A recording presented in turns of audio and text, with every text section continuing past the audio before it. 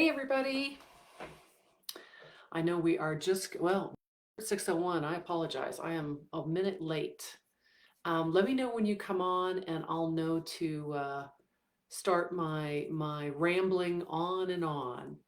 But excited to be here tonight for Elevate You and excited to share a little bit. I'm going to put my phone on mute because you know what? My children can smell when I am, hey Norma, good to see you.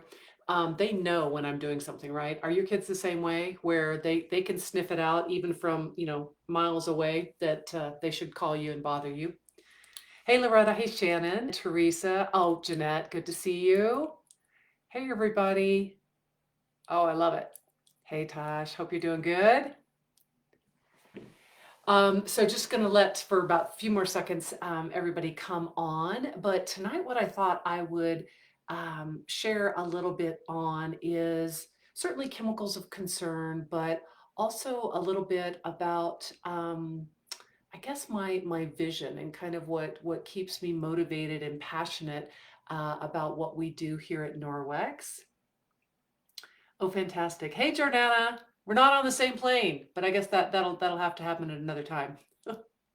We'll try to make that happen for our next conferences and Calgary, right? How about Calgary? All right. Okay, so I've been watching some of the other guests that have come in, and every time I listen to Melissa Reynolds or, of course, Kara, I learn something new. So I feel very honored to be here talking amongst kind of the powerhouses that they are. Um, but I thought I would share a little bit about my passion. And for those of you that I don't know, my name is Amy, and I am the Chief Brand and Mission Officer at Norwex. Along with Beata, I've kind of included sustainability in my title, but I feel like that's really long. So brand, mission, and sustainability is a little long, but that kind of encompasses what I focus on. So my day to day is really around thinking about our mission of eliminating harmful chemicals from our lives and thinking about the ways that we as an organization, as a company, as a community can help to fulfill that vision. And earlier this year, I don't remember what I was doing research on, but I was looking up some information and I came across a movie that is going to be probably way too old for many of you because it actually predates me as well, but it was called Born Free. And what I really loved about that as I read a little bit, it must have been an anniversary for that movie, because as I read a little bit about it, I'm like, I really like those words, born free. They really resonate with me. And the more I thought about it, I was trying to figure out why, this idea of being born free. And I thought, well, of course, it's because we know right now that our bodies from before we're born, we're exposed to many different types of harmful chemicals. And in that regard, we are not yet born free. We are not born free of chemicals. I was not born free of chemicals. Unfortunately, my children were not born free of chemicals, even though I live a pretty clean lifestyle. So for me, the vision, kind of that, we call it a BHAG, that big, hairy, audacious goal that I have for Norwex, is for all of the work that we do as a community to get us to the point where we finally have our children born free from harmful chemicals. And that's what gets me excited. That's what gets me up every day to continue to talk about this important topic. And not only about the chemicals of concern and the education, but also about those little changes that we can all make to reduce our burden. Because I am here to tell you that even the small changes that we are sharing with our families, with our friends, with our broader communities, they are absolutely reducing their chemical burden by doing those activities. There's plenty of research out there that is showing us that we are reducing that burden. So tonight I am just going to share a little bit in this area.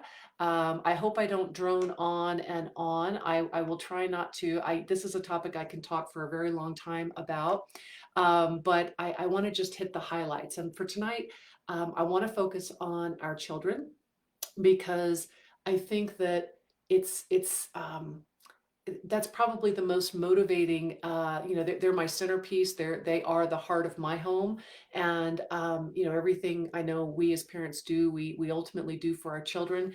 And when we learn and understand how they're being exposed to these chemicals, and also the easy things that we can do to get rid of those chemicals, it becomes kind of it becomes a really easy decision and an easy choice. And Norwex can be a part of that. We can help you. We can get you started. And I know you're going to be able to see a difference. You're going to be able to feel a difference too. So probably the easiest thing as I'm looking at my notes here to think about is the fact that um, unfortunately our newborns have been born with a chemical body burden. There has been research that's been done through a great group called the Environmental Working Group many years ago, back in 2008, 2009, that where they actually went in and they tested the cord blood of newborns for a number of different chemicals, hundreds of different chemicals. And I think that the results were really surprising to them and also to the broader community because before this testing was done, it was assumed that the mother's placenta and the mother's body would really effectively protect the unborn baby from being exposed to these chemicals. But what this testing showed us was that was not, in fact, the case. So in 2009, they were able to find in that study bisphenol A, also known as BPA, in 9 out of 10 of those cord blood samples that they took. They also found more than 232 different man-made chemicals, contaminants in the cord blood of those newborns that they tested. So this was the really first big rallying cry that I think got a whole lot of attention and brought many more people into that awareness arena to say, wait, we've got a problem that we thought maybe it was just the hippies that were talking about these issues, but it looks like from the data that they may be right, that there are chemicals that we are putting into our environment that we're being exposed to. And unbeknownst to us, our children, our unborn babies, are being born with a chemical body burden already. I mean, I remember that study because it was news to me as well. I thought, I eat organic food. I live in a place where we're being educated about harmful chemicals all the time, and yet there's no doubt, even looking at the data points, that my babies have had chemicals in their bodies from the moment that they are born.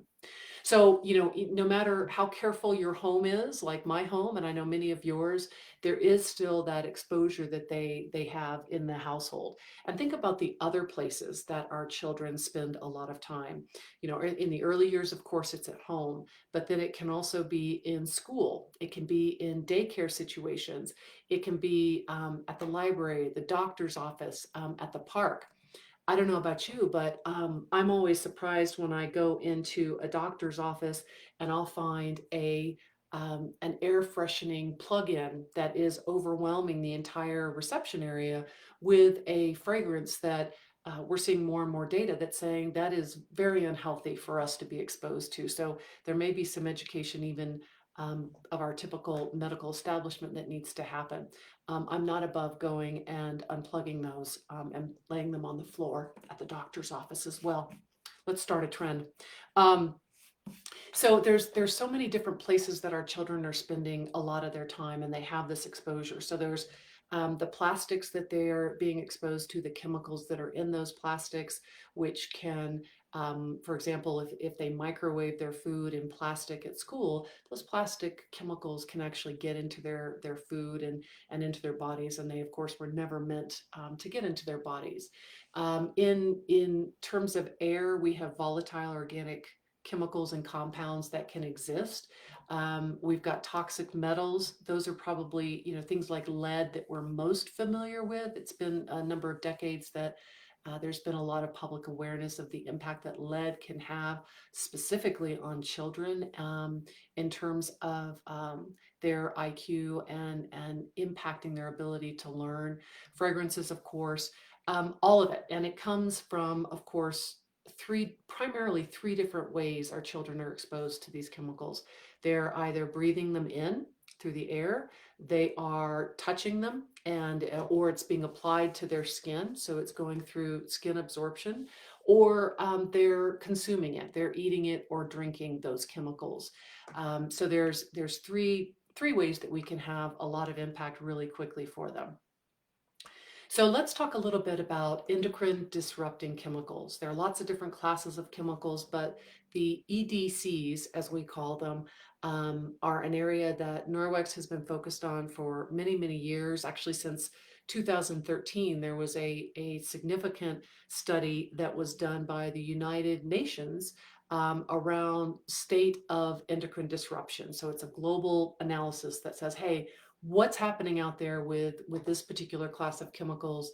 Are we concerned? Should we be raising more alarms, or are things okay? And at that time, it became very clear from the data points they were suggesting and putting forward that endocrine disrupting chemicals are a class of chemicals we should all be at least a little bit aware of. EDCs essentially, they go into when they go into our bodies, they can disrupt the functioning and the signaling of our entire hormone system. And our hormone system is much more than just what maybe most of us think about, which are reproduction, right? When we talk hormones, we think about puberty, we think about being pregnant, we think about yeah, reproduction, and maybe we think a little bit about infertility as well. These particular EDCs are absolutely linked to many different issues in the body. They have some associations with developmental issues in children. So there's the kid component that I get concerned about. Definitely reproduction and infertility. Infertility is one of my kind of my passion projects, and it's something that I've had to deal with myself.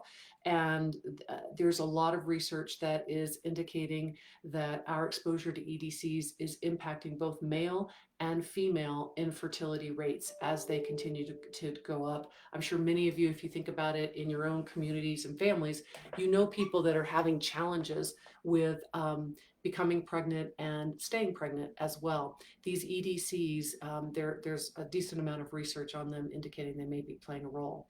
They also may be playing a role in certain types of cancers. So as we see, increasing cancer rates with men and women in particular, over our lifetime, 1 in 3 women will be diagnosed with cancer, and 1 in 2 men.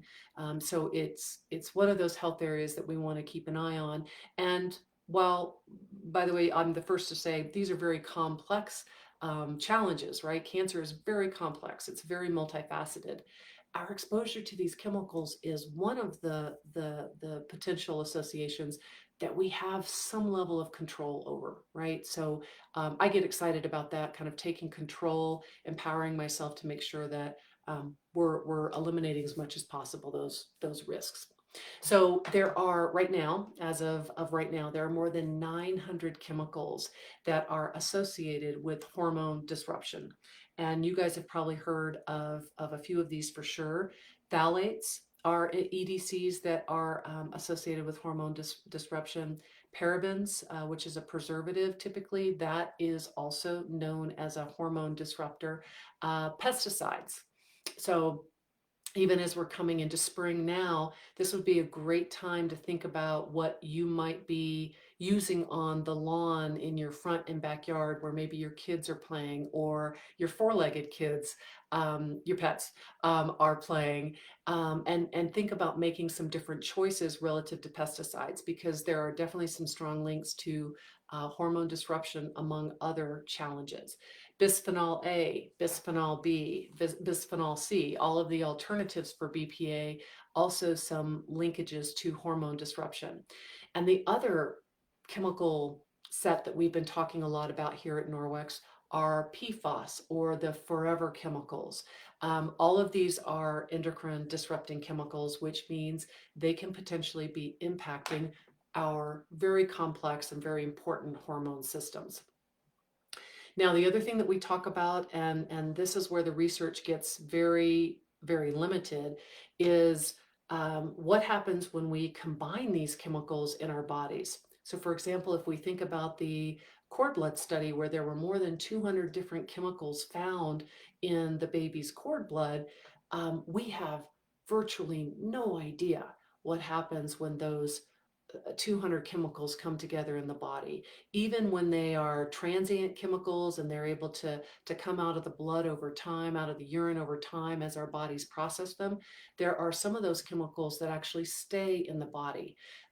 They tend to really like both our organs, and they also like our adipose tissue, our fat tissue.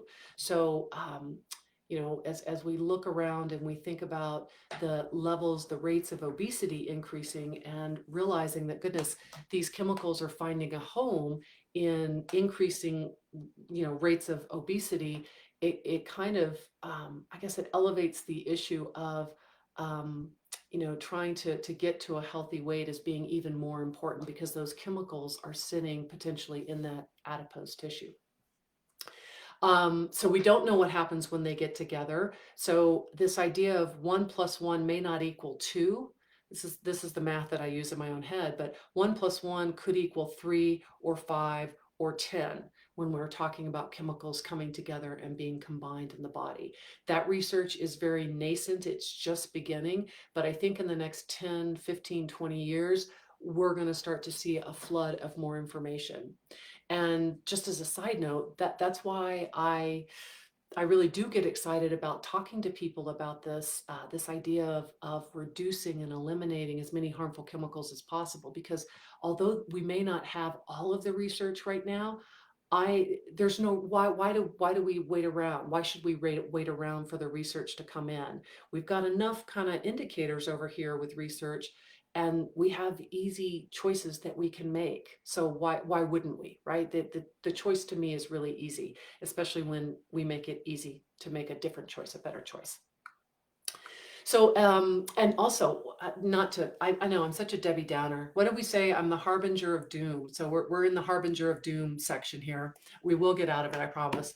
But these chemicals are found just about everywhere, right? So they're in the water that we drink. We'll talk about that in a minute. There are forever chemicals at rates, at levels in our tap water in North America that are beyond not acceptable. Our food is being grown in soil that also has these chemicals in them. So sometimes our food can also be a source of these chemicals. And of course, if we process food and we're eating highly processed food, these chemicals are just adding to our body burden. And then they're also, of course, in everyday products that we use in our home. This is where Norwex comes in with some solutions for that, but it's pretty ubiquitous. So let's take a look at one of these EDCs, phthalates, which I know is one that those of you that have been with Norwex for a long time, you're going to know a lot about.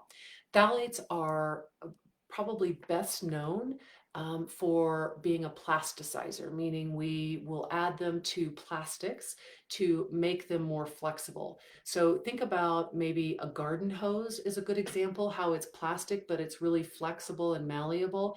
And when it gets hot in the summer, right, it increases in that malleability and that flexibility, right? So that's what phthalates do as a plasticizer, but they also tend to be used in a lot of different personal care products as well. So these would be the products that you're putting on your skin, which is your largest organ, and you may be putting on your skin not only once a day, but multiple times a day. Think of a body lotion in particular, and or think of an ointment for a diaper rash that you tend to put on pretty consistently on a child's bottom. I was going to say bum, but that's probably an Australian bottom. And the concern, of course, with that exposure day in and day out, 7 days a week, 365 days a year for 50 years, that's when we start to look at that and say, okay, that exposure can really build up in the body and have a negative impact. And in fact, with phthalates, that's the case. There was a study that was done on 630 children, and they were between the ages of 4 and 8. And in this study, the researchers asked the parents to list the products that they used on their child. And by the way, we're probably using, I'm trying to remember the stat. Is it around, it's almost 30 different chemicals, ingredients that are used on children typically every single day through the products that we use on them. So think about the body wash we might use, or the body lotion, or the sunscreen, or the shampoo, or maybe conditioner that we're using on our kids. These products can expose them to a lot of different chemicals. Estimates are around 30. I'm pretty sure that's right. But anyway, in this particular study, they said, tell us the products you're using, and then we're going to take the children's urine, we're going to test it and see if phthalates are in it. What they found was a distinct correlation between the use of products, personal care products that had phthalates in them, and higher levels of those phthalates in the urine of those children. So a simple study, but tells us that yes, the products that contain the phthalates that we're using on our children are getting into their bodies through their skin, and it's being excreted, at least in part, through their urine. And we can test for that and see that that is in fact the case. And again, phthalates are endocrine disrupting chemicals, and especially for our children, as they're going through all of their incredible growth and development when they're young, and then in their teenage years, they're really in flux hormonally. Adding endocrine disrupting chemicals into the mix is just not a good idea, right? Because you're mimicking, you can be mimicking hormones in the body, so your body doesn't make as much, or it can be actually interfering with hormone secretion. So your body goes, oh, we're not making enough, let's add more to the mix. And that's where we get the significant challenges with EDCs in our kids. Now, if you have a young daughter, and I remember going through this research when my daughter was right around 11 or 12, and I was like, I wonder if there is research around teenagers and their use of the skincare products. Because if you think about it, um, and this was back before all of the get ready with me videos that TikTok and Instagram made incredibly famous. Um, in fact, I was just, let's see, there was something, the get ready with me. How many of you fell into that get ready with me? I went down the rabbit hole on some of those, but it has over, the hashtag get ready with me has over 150 billion views on TikTok alone. So that get ready, and it was getting ridiculous, right? Because there were girls, young girls who were literally 10 years old doing 7, 12 step skincare routines that obviously had no business doing those. Their skin is definitely, they don't need anywhere near those number of products. So that was really unfortunate. But I remember looking at the research for my daughter and looking at some studies that were showing that girls typically use around 16 different products every day. I think that's probably on the low side, to be honest with you, and that those 16 products can have many different phthalates, parabens, synthetic, you've got dyes, of course, you've got synthetic fragrances. So literally bombarding their bodies in a very important time, right, during this hormone flux that they're going through and they're trying to manage on their own, potentially mimicking estrogen, or again, interfering with the processing of those hormones, so that the body is just very not in equilibrium, doesn't know what it's doing. So the get ready with me hashtags are not helping us in that regard. And in fact, I remember looking at, what dermatologists were recommending, and they were like, look, your kid needs 3 products, okay? They only need to be cleansing their skin, they only need to be moisturizing their skin, and using sunscreen. That's really all that their young skin needs. Of course, if they have, acne and other concerns, there are specialized products for that. But in general, it was getting ridiculous. There was a study that we talked about on one of our Mission Mondays where young women that were using conventional, traditional foundations, blushes, mascara had really high levels of phthalates in their blood. So again, it's clearly those particular ingredients are able to be absorbed. They go into the body. But the exciting news, again, positive news here, is when they had those women stop using the products with phthalates, the chemicals in their blood actually lowered by up to 45% after just 3 days. So to me, that's exciting and very hopeful to say your body, wants to be in a state of balance. And if we give it a break and we stop using those chemicals, no matter our age, your body's own natural detoxification process can really do amazing things. Now, of course, with Norwex, just to give a plug here, we have an amazing clean skincare line that is not only incredibly clean, but also incredibly effective. And many of those products, we are in the process right now of working on receiving EWG verified status. So this is if you're familiar with that or not familiar with that, please check it out at the oh my goodness, EWG.org website. You'll learn all about their very stringent process. So it's a third-party certification for Norwex that I think just continues to help validate the incredibly stringent process that we already put our products through. We just had our illuminating oil receive that EWG verified certification this week, so we're incredibly excited about that product. That's one of my favorite products. Oh, I have it here, right here on my desk because I'm always using it. And we just did today on Mission Monday on the Mission Facebook group a interview with Beata about not only illuminating oil but her own skincare routine. So definitely be checking that out, her journey there. Okay, so what else should we be concerned about when we're looking at children in particular?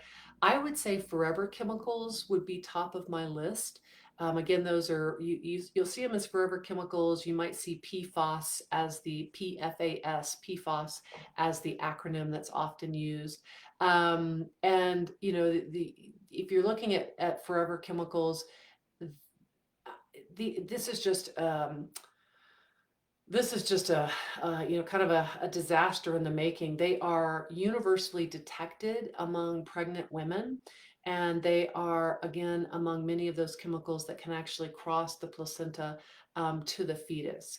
Forever chemicals, what would be good examples of forever chemicals? I would say flame retardants are probably one of the most well known. If you're looking for a fascinating but very angering topic, you can look into the history of flame retardants and understand better how we now have flame retardants in just about everything in our homes. I have two computer screens. They have flame retardants in them. My laptop does. The chair that I'm sitting in does. I'm sure my desk has flame retardants. Of course, mattresses, children's pajamas, many of them traditionally have flame retardants embedded in them, which is, by the way, don't use those on your children. Look for natural materials, look for organic materials that will not contain flame retardants in them, especially as babies. Sorry, I'm on a tangent now. Our babies, we're sleeping a lot and we put them in one outfit really for the day, right? We're exhausted. My baby was lucky they ever got a bath. But they don't need that very delicate skin exposed to a flame retardant chemical.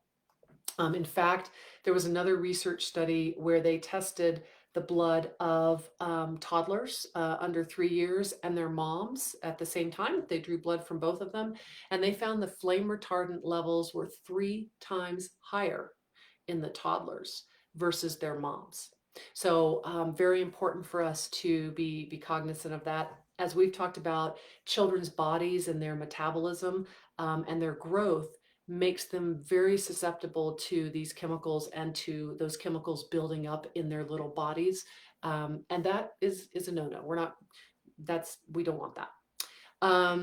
There is some research that is indicating that prenatal exposure to those forever chemicals may actually impact babies much later in their life as they move into adulthood, specifically by increasing what is called a cardiometabolic risk, which then those risk levels can lead to elevated disease risk as they get older. So cardio, heart, and metabolic would be kind of diabetes, for example.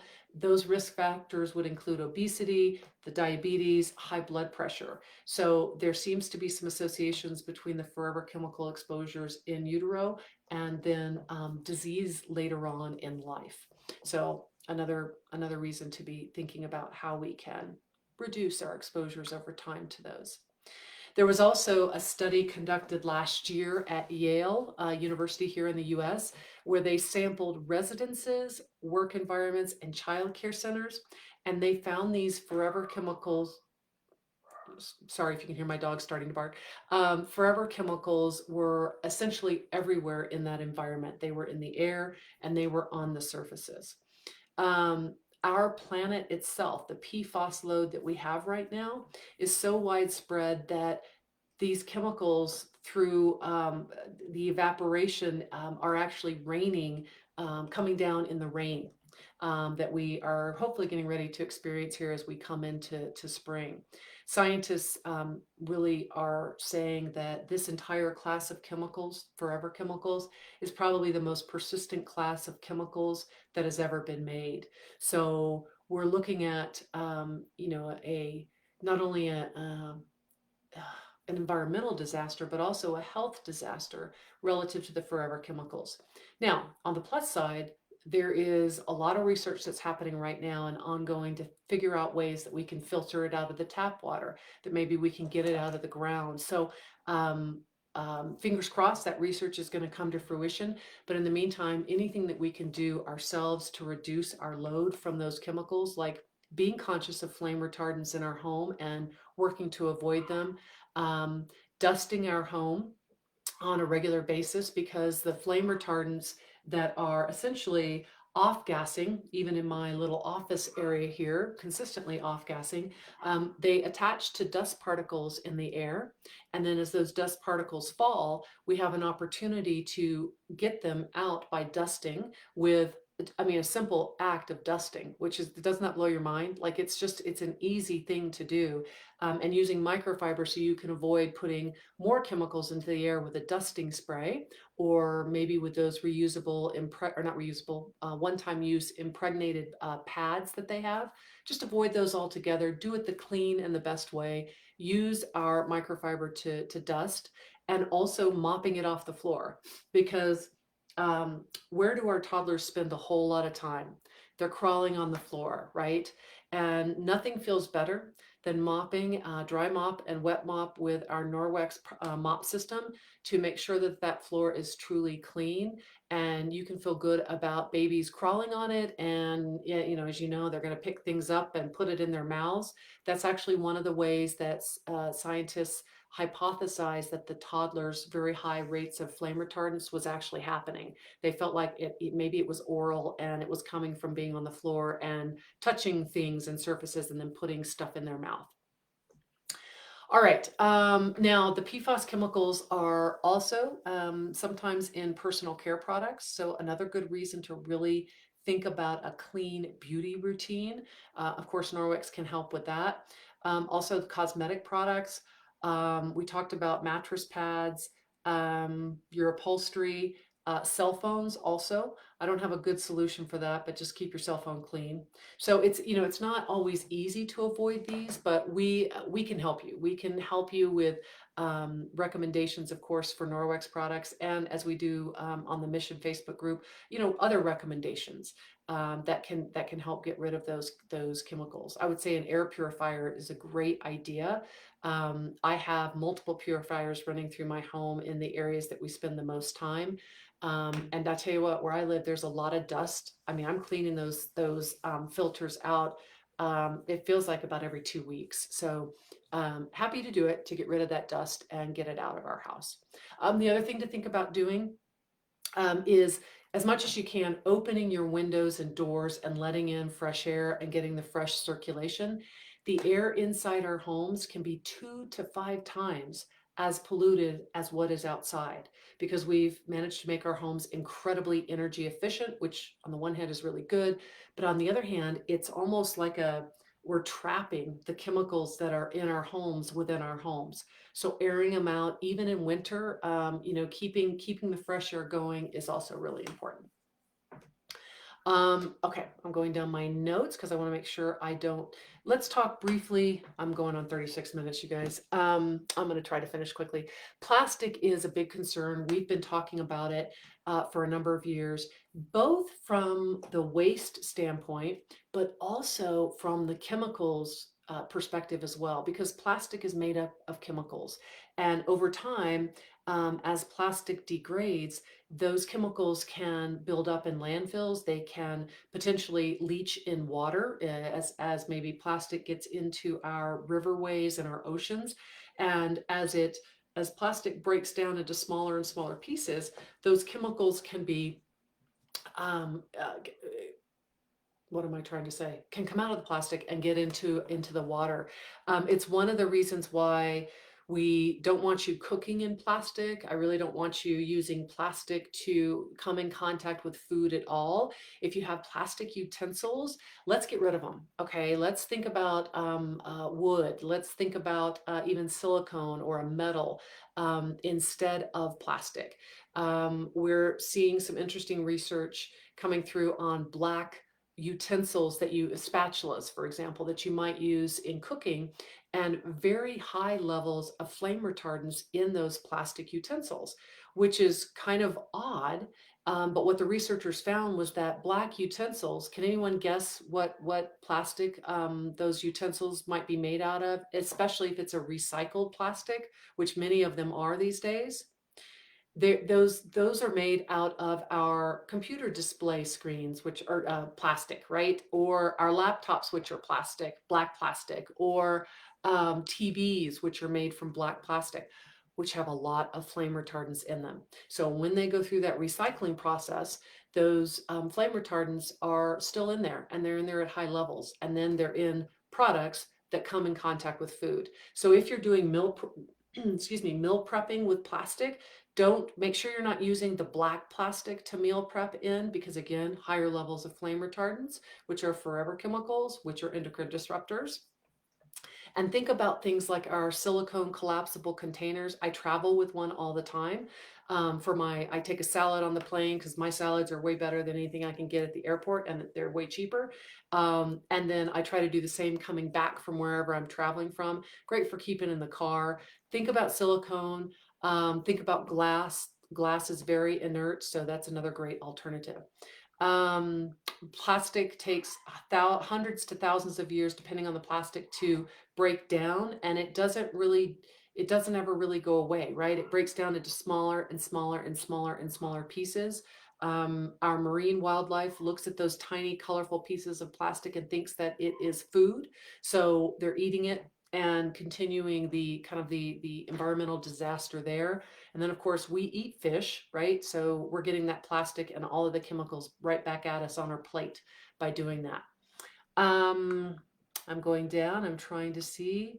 We have, of course, a number of products that are, we have forever containers, we have forever glass containers to cut down on the use of plastic. We have the refillables for our skincare line. So we're going to continue to push the envelope there as we're developing new products to be as sustainable as we can. So that's really exciting. To close this out, without being too overwhelming, and I hope I haven't been, there's so much that you can do on this journey. I was thinking as I was coming on this call, what would if I had somebody that came to my door and asked me to come to their home and start them on this journey, what products would I recommend to them? And I think the answer is obvious, but maybe the obvious is important to state. I think the Safe Haven 5 is an excellent, easy button to start anybody's journey. Between the chemicals that you can avoid with a window cloth and water, an EnviroCloth and water, our dust mitt, with or without water, the cleaning paste for the extra challenges that you have, And then our laundry powder or laundry detergent of your choice. Powerzyme is a favorite for me, to get your laundry room to start decontaminating it rather, and moving towards a toxic free laundry room. I think that that's a huge step in the right direction. If it were me, I would probably add dryer balls to that, because there are so many chemicals that are embedded in dryer sheets that get on your clothes. It's meant to coat your clothes, so it's going to coat your clothes. What are you wearing every day, day in and day out? You're wearing your clothes, so that skin absorption, potential absorption of some of those chemicals over time is there, and that's an easy way to just avoid it altogether. So dryer balls would be on my list. And then the mop system would absolutely be top of my list. Um, I'm trying to keep it simple. So those would be probably the products that I think could have the biggest impact for someone. And it's easy because I'm just asking somebody, my friend, to just change out products as she's using them, and kind of going through them. And it's not overwhelming, right? Because all of this information can really be overwhelming. So that's an easy way to get somebody started. And then I'd let her do that for a month. And then I would go back to her, and I might even have a questionnaire that I would, like a 10 questionnaire that I give her at the beginning, asking her about how she feels and how her cleaning is. And then at the end of 30 days, come back in and ask her the same questions again, so she could actually see the difference, right? Kind of in print, in her own words, that yeah, she did see a difference. I like the idea of a 30, I'm just saying it now. I like the idea of a 30-day challenge, because 30 days is a decent amount of time for someone to get through their clothes, right? And get through their cleaning, and really start to experience, cleaner air in their home, because they're not spraying so many different chemicals in their home. They're just using water, and keeping dust off of surfaces can be huge for people. I might add mattress cleaner. I love mattress cleaner. So I might add mattress cleaner, just because I love the idea of keeping my mattresses as clean as I can. And I'm a faithful user of that product too. And people have such great results with that product, right? So if you're doing a 30-day challenge, kind of Norwex challenge, that's a product that I think people could experience some great changes in their home, within their home. Okay, so I'm going to close this out, guys. I've gone on and on. Thank you so much for joining tonight. I hope there's a little bit that you can take away from this. Don't let it be overwhelming. And remember, when we're talking with our families and communities, the simpler we can keep this, and just keep them focused on whatever you think is the right way to start them out. Safe Haven 5 is the perfect place for everybody. Get them earning that mop, because that mop is on everybody's list. And yeah, challenge them. Like, give them 30 days to see a difference. And because once you get them started, then they're going to go down the rabbit hole right along with us, right? And experience those changes, in terms of saving money, saving time, maybe feeling better, getting cleaner air inside, and oh, by the way, helping the planet too. So we love that. So with that, I'm going to say good night. Thank you so much for being so patient with me. And please go to our Facebook mission page for Norwex. Join it. You'll hear lots more information there every single week. And remember, you are the most important piece in this puzzle for us. I'm just one voice. We need all of you out there talking about this and educating people, bringing awareness to these topics. So thank you so very much for everything you do, and have a great week, everyone. Take care. Bye-bye.